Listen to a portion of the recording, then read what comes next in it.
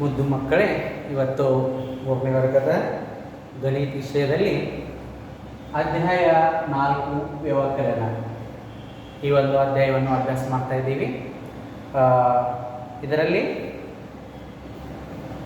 ಬರುವಂಥ ವ್ಯವಕಲನದ ಸಮಸ್ಯೆಗಳು ಮತ್ತು ಲೆಕ್ಕಗಳನ್ನು ನಾವು ಅಭ್ಯಾಸ ಮಾಡೋಣ. ಹಿಂದಿನ ವರ್ಗದಲ್ಲಿ ನೀವು ವ್ಯವಕಲನ ಅಂದರೆ ಕಳೆಯುವ ಲೆಕ್ಕಗಳು ಅಂತ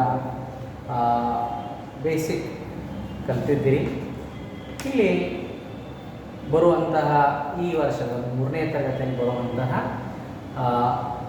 ವ್ಯವಕಲನ ಸಮಸ್ಯೆಗಳು ಮತ್ತು ಲೆಕ್ಕಗಳು ಯಾವ ರೀತಿ ಇದಾವು ಅನ್ನೋದನ್ನು ನಾವು ಒಂದೊಂದಾಗಿ ಅಭ್ಯಾಸಗಳನ್ನು ಬಿಡಿಸ್ತಾ ಹೋಗೋಣ. ಅದರಲ್ಲಿ ನಿಮಗೆ ಎಲ್ಲ ವಿಷಯಗಳು ತಿಳಿಯುತ್ತಾ ಹೋಗ್ತದೆ. ಇಲ್ಲಿ ಮೊದಲನೇದಾಗಿ ಅವ್ರು ಏನು ಕೊಟ್ಟಾರೋ ಅಭ್ಯಾಸ 4.2 ಕೊಟ್ಟಾರೆ, ಆಮೇಲೆ 4.1 ಕೊಟ್ಟಾರು, ಆನಂತರ ಮತ್ತು 4.2 ಕೊಟ್ಟಾರು, ಆನಂತರ 4.3 ಕೊಟ್ಟಾರು. ಸೊ ಈ ರೀತಿ ಈ ಒಂದು ಅಧ್ಯಾಯದಲ್ಲಿ 4 ಅಭ್ಯಾಸಗಳು ಬರ್ತಾ ಇವೆ. ಅವುಗಳನ್ನ ನಾವು ಬಿಡಿಸ್ತಾ ಹೋಗೋಣ.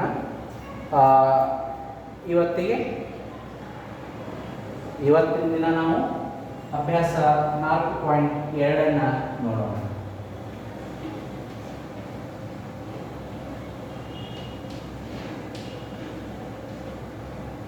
ಅಭ್ಯಾಸ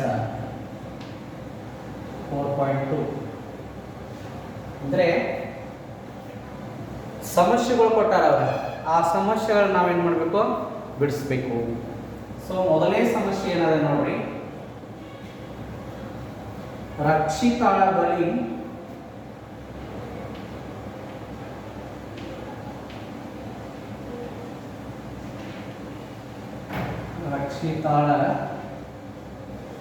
ಬಳಿ 265 ರೂಪಾಯಿಗಳಿವೆ.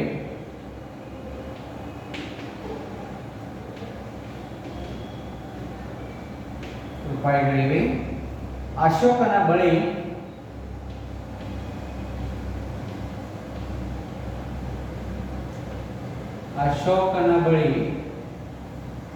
134 ರೂಪಾಯಿಗಳಿವೆ. ಯಾರ ಬಳಿ, ಇವರಿಬ್ಬರೊಳಗ ಯಾರ ಬಳಿ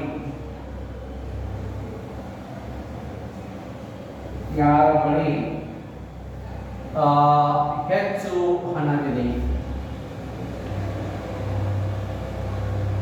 ಅವ್ರು ಏನ್ ಕೇಳ್ತಾ ಇದಾರ, ಇವರಿಬ್ಬರೊಳಗೆ ಯಾರ ಹತ್ರ ಹೆಚ್ಚು ಹಣ ಇದೆ ಅನ್ನೋದನ್ನು ನಾವು ಇಲ್ಲಿ ನೋಡಬೇಕು. ಹೆಚ್ಚು ಹಣವಿದೆ.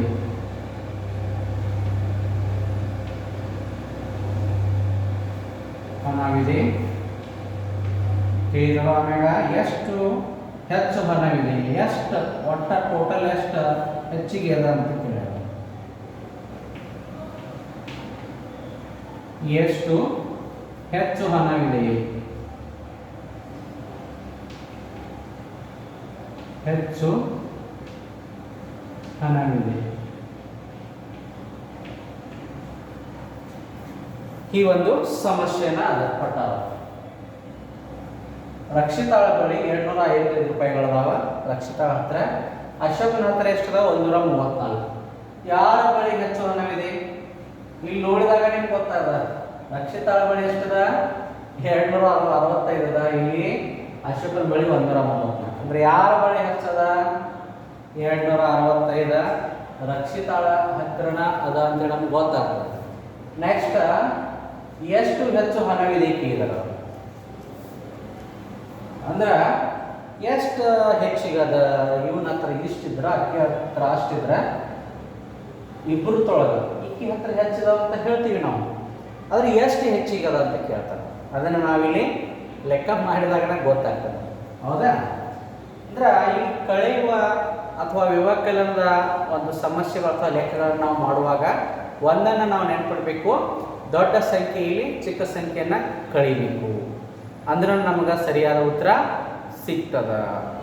ಇದನ್ನು ನೀವು ಯಾರು ಮರೆಯದ, ಅದನ್ನು ನೀವು ಪಾಲಿಸಬೇಕು. ಸೊ ಇಲ್ಲಿ ನಾವು ಮಾಡಿ ಮಾಡೋಣ. ನಿಮ್ಗೆ ಈಗಾಗಲೇ ಒಂದು ಸ್ಥಾನ ಬೆಲೆ ಪಟ್ಟಿಯ ಬಗ್ಗೆ ಗೊತ್ತದ. ಬಿಡಿ 10 100 ಈ ಥರ ಸ್ಥಾನ ಬೆಲೆ ಪಟ್ಟಿಯನ್ನು ಹಾಕೊಂಡು ಅಲ್ಲಿ ನಾವು ಏನು ಮಾಡಬೇಕು, ಇಲ್ಲಿ ಇವರು ಕೊಟ್ಟಿರ್ತಕ್ಕಂಥ ಈ ಒಂದು ರೂಪಾಯಿಗಳನ್ನ ಬರಿತಾ ಹೋಗಬೇಕು. ನೋಡ್ರಿ, ಮೊದಲನೇದಾಗಿ ಇಲ್ಲಿ ನಾವೊಂದು ಸ್ಥಾನ ಬೆಲೆ ಪಟ್ಟಿಯನ್ನು ಹಾಕೋಣ.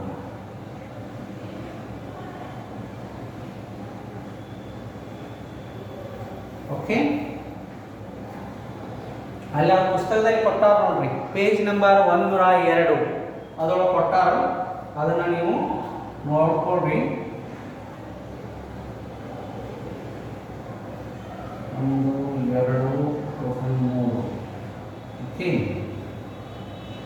ಇದೊಂದು ಇಲ್ಲ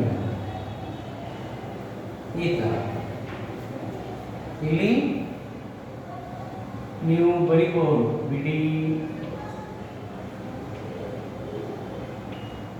10 ಮತ್ತು 100 ಅಂತೆ.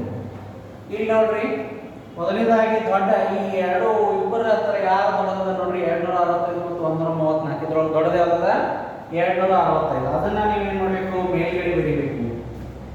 265 200 ಅಂದ್ರೆ 200 ಸ್ಥಾನದೊಳಗ, ಆಮೇಲೆ 65 6 10 ಅಂದ್ರೆ 60 10 ಸ್ಥಾನದೊಳಗ 6, ಇಲ್ಲಿ ಬಿಡಿ ಸ್ಥಾನದೊಳಗ 5 265 ಬರ್ತದ. ಆಮೇಲೆ 134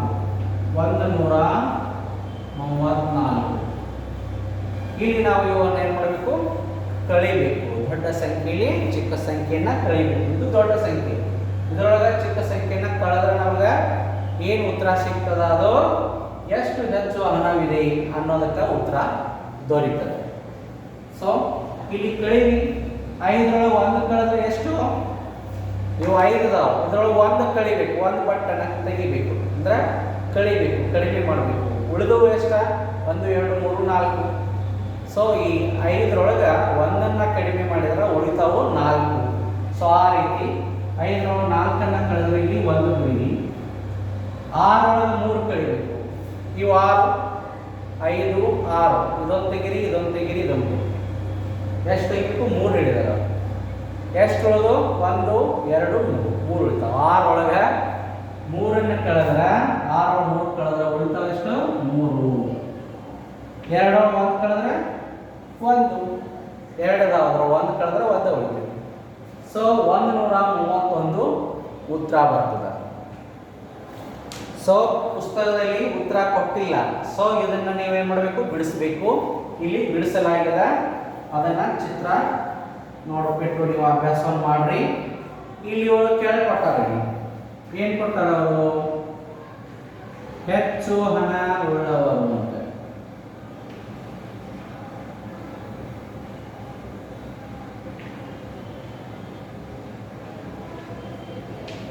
ಹೆಚ್ಚು ಹಣ ಉಳ್ಳವರು, ಹಣ ಉಳ್ಳವರು.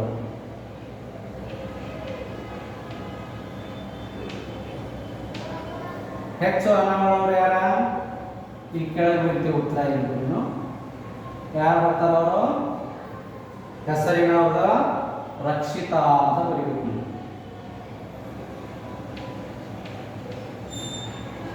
ರಕ್ಷಿತಾ, ಹೌದಾ? ಅಂಡರ್ಲೈನ್ ಮಾಡಬಹುದು. ಆನಂತರ ಹೆಚ್ಚಾಗಿರುವ ಹಣ,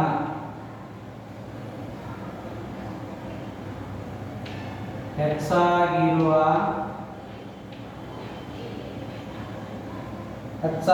ಹಣ ಎಷ್ಟು ರೂಪಾಯಿ ಹೆಚ್ಚಾಗ್ಯಾವ? ಇಲ್ಲಿ ಅದ ನೋಡ್ರಿ, 131. ಇದನ್ನ ಇಲ್ಲಿ ಬರೀಬೇಕು. 131 ರೂಪಾಯಿಗಳು.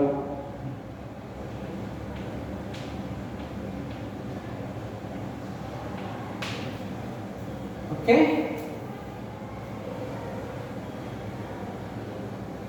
ಹೆಚ್ಚಾಗಿರುವ ಹಣ 131 ರೂಪಾಯಿಗಳು ಅಂತೇಳಿ ಉತ್ತರ ತಿಳಿತಲ್ಲ. ಇಲ್ಲಿ ಸಮಸ್ಯೆ ಒಳಗೆ ಕೊಟ್ಟಿರ್ತಕ್ಕಂಥ ಯಾವುದು ದೊಡ್ಡ ಸಂಖ್ಯೆ ಅದ ಆ ಸಂಖ್ಯೆಯನ್ನು ನಾವು ಸ್ಥಾನ ಮೇಲ್ಪಟ್ಟಿಯೊಳಗೆ ಮೊದಲಿಗೆ ಬರ್ಕೋಬೇಕು. ಆನಂತರ ಎರಡನೇದಾಗಿ ಯಾವ ಸಂಖ್ಯೆ ಕಡಿಮೆ ಅದ ಅದನ್ನ ಕೆಳಗಡೆ ಬರ್ಕೊಂಡು ಮೇಲಿನೊಳಗ ಈ ಕೆಳಗಿನ ಕಳೆದ್ರೆ ನಮ್ಗೆ ಉತ್ತರ ಸಿಗ್ತದೆ.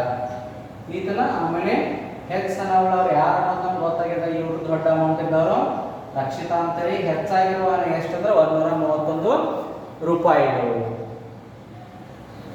ಇದು ಒಂದಾಯಿತು. ಇನ್ನು ಎರಡನೇದನ್ನ ನೋಡ್ರಿ.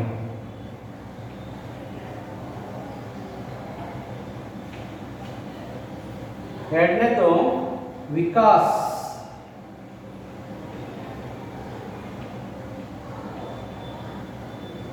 ವಿಕಾಸ್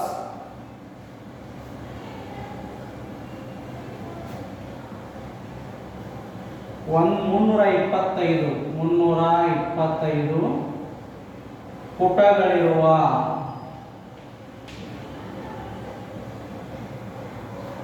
ಪುಟಗಳಿರುವ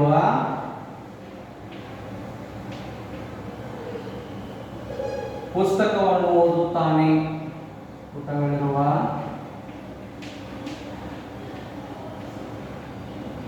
ಪುಸ್ತಕವನ್ನು ಓದುತ್ತಿದ್ದಾನೆ.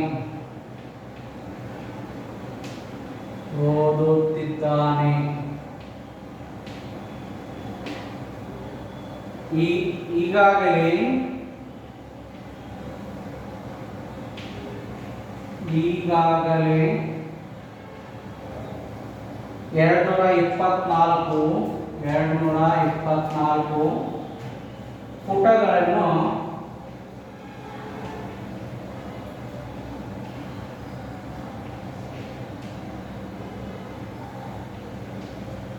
ಪುಟಗಳನ್ನು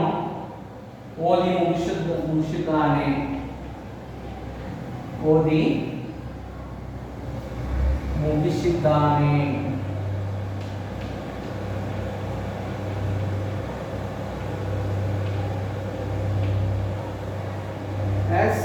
ಹಾಗಾದರೆ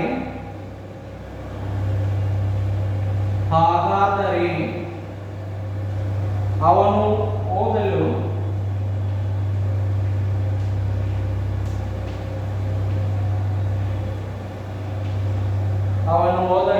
ಬಾಕಿ ಇರುವ ಪುಟಗಳೆಷ್ಟು? ಬಾಕಿ ಇರುವ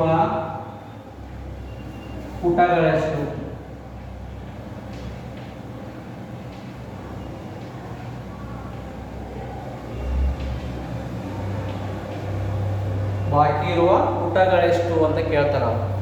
ನೋಡ್ರಿ, ವಿಕಾಸ ನಾವೇನ್ ಮಾಡ್ಯಾನು 325 ಪುಟಗಳಿರುವ ಒಂದು ಪುಸ್ತಕ ಏನ್ ಮಾಡಿದಾನವ ಓದ್ತಾ ಇದ್ದಾನ. ಅದರೊಳಗೆ ಏನ್ ಮಾಡಿದಾನು ಈಗಾಗಲೇ 224 ಮುಗಿಸಿದಾನ. ಎಷ್ಟರೊಳಗಿನು 325 224 ಮುಗಿಸಿದಾನ ಓದು. ಏನು ಬಾಕಿ ಎಷ್ಟು ಓದಾವಿ ನಾವು ಓದಬೇಕಾಗಿದ್ದ ಅನ್ನೋದನ್ನ ನಾವು ಇಲ್ಲಿ ಕಂಡುಹಿಡಿಬೇಕು. ಸೊ ಮೊದಲನೇದಾಗಿ ಏನು ಮಾಡ್ತೀವಿ, ಸ್ಥಾನ ಬೆಲೆ ಪಟ್ಟಿಯನ್ನು ಹಾಕೊಡ್ರಿ.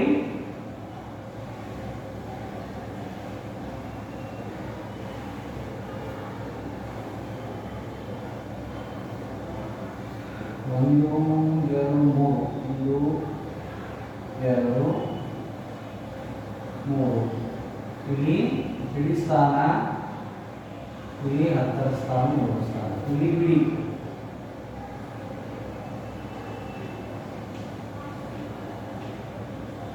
10ರ ಸ್ಥಾನ, ಇಲ್ಲಿ 100ರ ಸ್ಥಾನ. ಓಕೆ, ಇಲ್ಲಿ ನಾನು ಏನು ಹೇಳಿದ್ದೀನಿ ನಿಮ್ಗೆ ಸಮಸ್ಯೆ ಒಳಗ ಎಲ್ಲಕ್ಕಿಂತ ದೊಡ್ಡ ಒಂದು ಸಂಖ್ಯೆ ಯಾವ್ದು ನೋಡೋದು. 325 ಇಲ್ಲಿ ಮತ್ತು 224 ಇದ್ರೊಳಗೆ ದೊಡ್ಡದು ಯಾವ್ದು? 325. ಅದನ್ನ ನಾವೇನು ಮಾಡಬೇಕು, ಇಲ್ಲಿ ಮೇಲ್ಗಡೆ ಇಡಬೇಕು. 300 ಅಂದ್ರೆ 100ರ ಸ್ಥಾನದೊಳಗೆ 325, ಅನಂತರ 224 ಇಲ್ಲಿ ನಾವೇನು ಮಾಡಬೇಕು, ವ್ಯವಕಲನ ಲೆಕ್ಕ ಮಾಡಬೇಕು. ಮೇಲಿನೊಳಗೆ ಕೆಳಗಿನ ಸಂಖ್ಯೆಗಳನ್ನ ಕಳಿಬೇಕು. 5 4 ಕಳೆದ್ರೆ 1, 2 2 ಕಳೆದ್ರೆ 0 0, 3 2 ಕಳೆದ್ರೆ 1. ಈಜಿ ಅದ ಇದು, ಹೌದಲ್ಲ? ಅಂದ್ರೆ 101 ಪುಟಗಳು ಬಾಕಿ ಇವೆ ಅಂತ ನಮಗೆ ಇಲ್ಲಿ ಗೊತ್ತಾಗ್ತದ. ಅದಕ್ಕೆ ಏನು ಮಾಡ್ಬೇಕು ನಾವು, ಇದು ಆದ್ದರಿಂದ ಅನ್ನೋ ಒಂದು ಸಂಕೇತ ಚಿಹ್ನೆ ಇದೆ, ಈ ರೀತಿ ಬರೀಬೇಕು. ಇಲ್ಲಿ ನೀವು ತಿಳ್ಕೊಳ್ರಿ, ಇದರ ಚಿಹ್ನೆ ಆದ್ದರಿಂದ ಅನ್ನೋದಕ್ಕೆ ಯೂಸ್ ಮಾಡ್ತೀವಿ. ಆದರೆ ಇಲ್ಲಿ ನಾವು ಬದಲಾತ್ ಬಿಡ್ತೀನಿ ನಾನು. ಆದ್ದರಿಂದ ವಿಕಾಸ್ ಓದಲು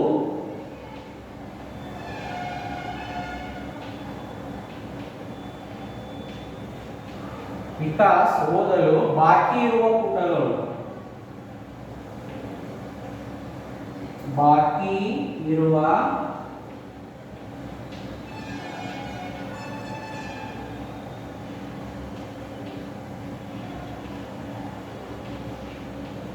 ಪುಟಗಳು ಎಷ್ಟ?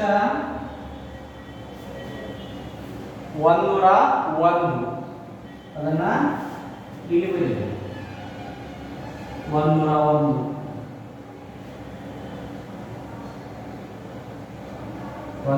ಅಂತೇಳಿ ಬರಿಬೇಕು. ಸೊ ಈ ರೀತಿ ಈ ಎರಡು ಸಮಸ್ಯೆಗಳು ನಿಮ್ಗೆ ಬಿಡಿಸಿ ತೋರಿಸದ. ಇನ್ನು ಇದೇ ರೀತಿ 3, 4 ಮತ್ತು 5 ಒಟ್ಟಾರೆ 5 ಸಮಸ್ಯೆಗಳಿವೆ. ಇನ್ನು ಮುಂದಿನ ಒಂದು ಅವಧಿಯೊಳಗೆ ನಾವು ಮುಂದಿನ ಸಮಸ್ಯೆಗಳನ್ನು ನೋಡೋಣ. ಮನೆ ಕೆಲಸವನ್ನಾಗಿ ನೀವೇನು ಮಾಡಬೇಕು, ನೆಕ್ಸ್ಟ್ 3ನೇದ ನೀವೇನು ಮಾಡ್ರಿ, ಮನೆ ಕೆಲಸವನ್ನಾಗಿ ಮಾಡ್ರಿ. 4 ಮತ್ತು 5 ನಾವು ಮತ್ತೆ ಮುಂದಿನ ಅವಧಿಯೊಳಗೆ ನೋಡೋಣ. ಇದರಲ್ಲಿ ಇರ್ತಕ್ಕಂಥ 3ನೇ ಸಮಸ್ಯೆನ ನೀವು ಮನೆ ಕೆಲಸವನ್ನಾಗಿ ಮಾಡಿ ವಾಟ್ಸಪ್ಗೆ ಕಳಿಸ್ಬೇಕು. ಓಕೆ, ಇನ್ನು ಇವತ್ತಿನ ಈ ಒಂದು ಅವಧಿಯನ್ನು ಇಲ್ಲಿಗೆ ಮುಗಿಸ್ತಾ ಇದ್ದೀನಿ. ಮುಂದಿನ ಅವಧಿಯೊಳಗೆ ಮತ್ತೆ ಭೇಟಿಯಾಗೋಣ. ಧನ್ಯವಾದಗಳು.